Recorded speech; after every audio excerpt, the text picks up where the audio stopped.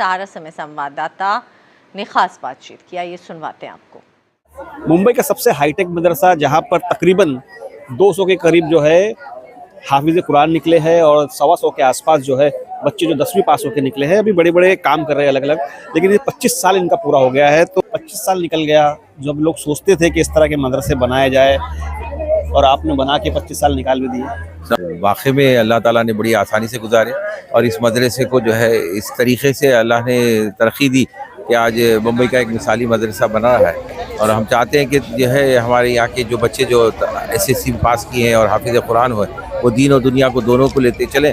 और इनके पास जो है ये जो बच्चे हमारे पास से SSC पास किए हैं, इनके घर में पहली मरतबा तालीम गई है। नूर महल चैरिटेबल ट्रस्ट जो आपके ट्रस्ट का नाम है, तो जो बच्चे आपके पास पढ़ने आते हैं, क्या पैसे लिए जाते हैं उनसे, किस तरह की पढ़ाई होती है, कुछ बताएंगे आप ट्रस्ट के बारे में? जी, ये नूर महल ट्रस्ट जो है हमने अपने वालिद सैयद नूरुल हुसैन और वालदा महरुन्निसा बेगम, तो नूर महर शॉर्ट नेम से लिया है।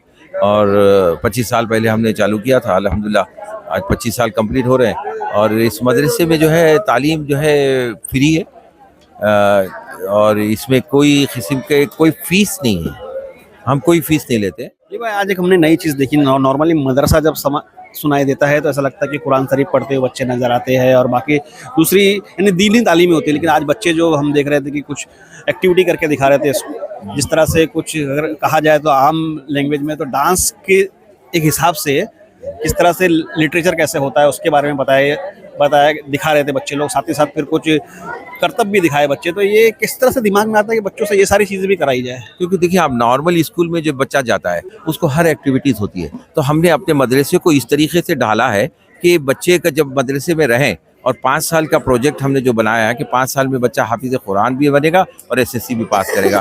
तो हम ये नहीं चाहते कि 5 साल के बाद बच्चा जब SSC करके बाहर जाए तो उसको एक दुनिया एक नई नजर आए।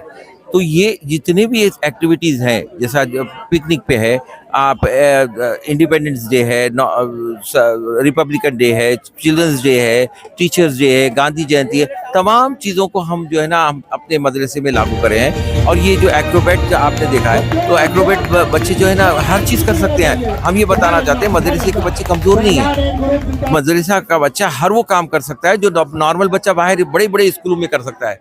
नूर महल चैरिटेबल ट्रस्ट जो है वो बच्चों की मेंटल हेल्थ का भी ख्याल रखती है। तो अली भाई की जो बड़ी बेटी है वो जो बच्चों की मेंटल हेल्थ को देखती है, उनसे बात करते हैं कि आप जब यहाँ आए तो जब बच्चों को देखा तो क्या नज़र आया बच्चों में और किस तरह के बदलाव आपको आपकी थेरेपी देने के बाद हुए? अस्सलाम वालेकुम, मेरा नाम शरीन अहमद है। By profession I am a licence professional counsellor और मैं बेनेडिक्टन यूनिवर्सिटी जो शिकागो में एक बहुत नामचीन यूनिवर्सिटी है वहाँ की डायरेक्टर हूँ काउंसलिंग सेंटर की। तो मेंटल हेल्थ मेरे हिसाब से उतना ही इम्पोर्टेंट है जितना फ़िज़िकल हेल्थ है। और मेरी अम्मी की बहुत ख्वाहिश थी कि जो है ना बच्चों के मेंटल हेल्थ का भी ख्याल रखा जाए। तो मुझे ऐसा लगता है कि बच्चों से बात करना ज़रूरी है कि भाई ख़ास तौर से जब बुलिंग, ख़ास तौर से जो इतनी इम्पोर्टेंट चीज़ है, उनको पता चलना चाहिए कि जब कोई बच्चा उन्हें बुली कर रहा है तो उन्हें किसके पास जाना चाहिए, क्या उसके साइंस है।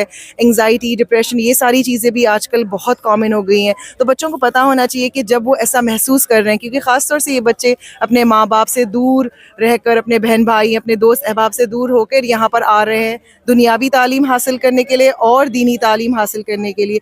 तो इन्हें पता चलना चाहिए कि हमारे साथ ये सारा इंस्टीट्यूशन हमारी फिजिकल हेल्थ तो ख्याल रखता ही है लेकिन हमारी मेंटल हेल्थ का भी ख्याल रखता है। तो हम लीजिए मदरसे का मतलब टोपी दाढ़ी नहीं है, और बच्चे बहुत सारी चीज़ें भी कर रहे हैं आगे। इस समय मुंबई से वसीम हैदर।